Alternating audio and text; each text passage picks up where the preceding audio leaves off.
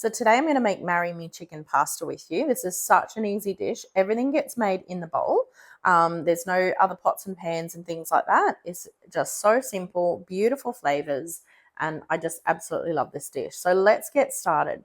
Now I have sent the recipe to my machine. You can do this via your Cookie Do app on your phone, or you can search for it on the machine as well.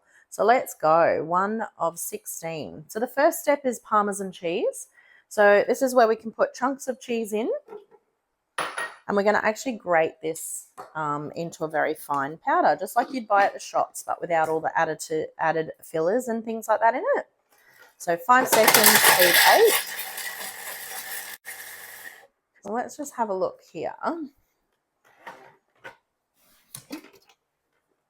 So that's our Parmesan cheese. So it says to transfer into a bowl. I'm actually going to just pop this bowl to the side, because after that we're meant to rinse and dry it, but I'm actually going to use a second bowl. So this just makes the process a little bit faster. All right, so we've got 2 garlic cloves going in first. I always add a extra 1 or 2 because I love my garlic. Then we're going to add in some, so we just tick that one off, some sun-dried tomato strips. So we just pop that in. A little bit over, but that's okay. You can see it ticking itself off once it hits that level. Capsicum. Now I've just done a whole capsicum. It might be a little bit more than 180 grams, but that's okay. Oh, pretty close. And then just some seasoning, so some salt and some pepper. So that's going in. Next, now we're going to pop the lid on and we're going to saute that. You'll notice this little symbol here is our high heat feature. So we just hit play. Everything's preset. So 4 minutes, 160 degrees, which is the hottest that the Thermomix goes to when it's searing. And it's on a gentle sear. So we've got our little timer countdown here. While this is cooking, you can actually check to see what's coming up next in your recipe. So the next step we're going to do is we're actually going to chop what's in the bowl, scraping it down, and then we're going to add in all these things. So chicken, cream, water, and more herbs and things, and our own vegetable stock paste. So we just hit back to current step.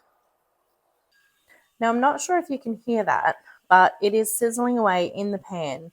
Basically within 30 seconds, you get that nice sizzle going. I don't think you could do that in a saucepan on the stove or a fry pan as such. So yeah, that's pretty neat. And at this time while it's browning, I obviously wouldn't stand here and watch the machine. I'd be off doing other jobs like putting some washing on, emptying the rubbish bins, any kind of things I can do, or even sit and have a coffee, whatever you choose.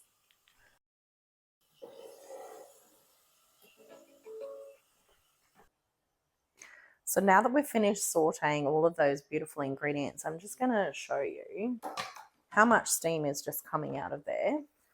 So that all got fried down, sauteed down. Next, we're going to actually chop that up. So it's all preset on the machine, 5 seconds, speed 5. All we need to do is hit play.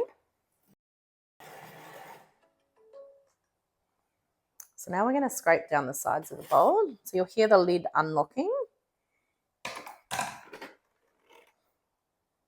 It's just beautiful. So we just need to remember when we're scraping down the sides of the bowl to go in a clockwise direction. So we're going against the blunt side of the blade. So that's what I've done there. Next, we're going to add in some chicken. So it's about 500 grams of chicken. So using the scales, the integrated scales there, I'm just going to pop that in because I'm not going to save any pieces of chicken. We've got some cream, so 250 grams of cream. So that one goes in. Beautiful. And then some water. So 400 grams of water.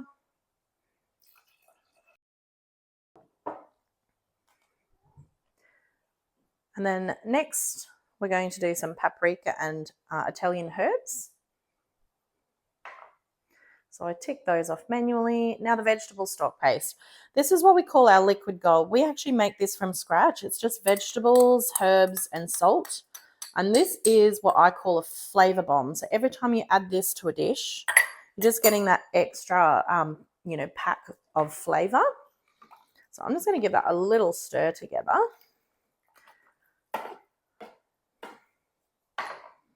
Now that's going to cook for 12 minutes. Again, I'm not going to stand here and watch the machine. I'm going to go off and do other jobs while this is busy cooking. So we're just coming down to the very last part of the cook time. So 12 minutes, that chicken has been cooking with all the beautiful juices in there. So this is what it's looking like inside. I'm going to give that a tiny little stir. And we go next. So this is where we add in our 300 grams of pasta. So I've just used little spirals. Again, it'll automatically tick off because we've reached that 300 grams. You'll see there's a little bit of leeway in the grams there. It doesn't have to be spot on 300.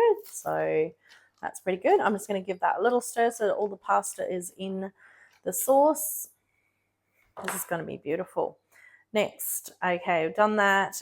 This is where we actually need to preset the time. So because all pastas are different, you need to come in here and just set how many minutes to cook for. So I'm just going to go probably 11 minutes and hit play. And this is cooking without the lid. So I actually don't have the baby spinach to put in my dish. So I was going to pour it into here, into the server. If you would like to get your hands on a server, you can actually host your own demo at the moment. They're free. But yeah, host your own demo, have 2 friends come along and you get access to a thermo server as a host reward. So the recipe calls for the 120 grams of fresh spinach, pop it in the bowl, put it aside, and then, obviously we're back to the step here where we're cooking without the lid. And when we're finished, we're just going to put the pasta that's in here on top of the spinach, and we, you know, stir it through, and then we add a little bit of that parmesan cheese on the top. And that is basically the whole recipe. It's pretty easy. What I love is the hands-free cooking. So you can pop it on and you walk away and go do other things. You're not actually stuck at the stove or having to watch anything cook. And this is such an amazing thing for obviously busy families that need to get other things done, you know, especially like bathing kids and all that kind of stuff while your dinner is cooking. Very handy.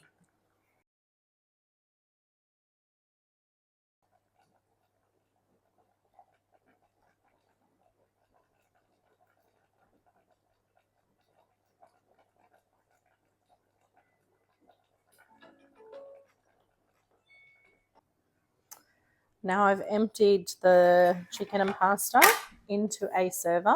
So it's going to continue to take on all those flavors from the juice into the pasta while it sits.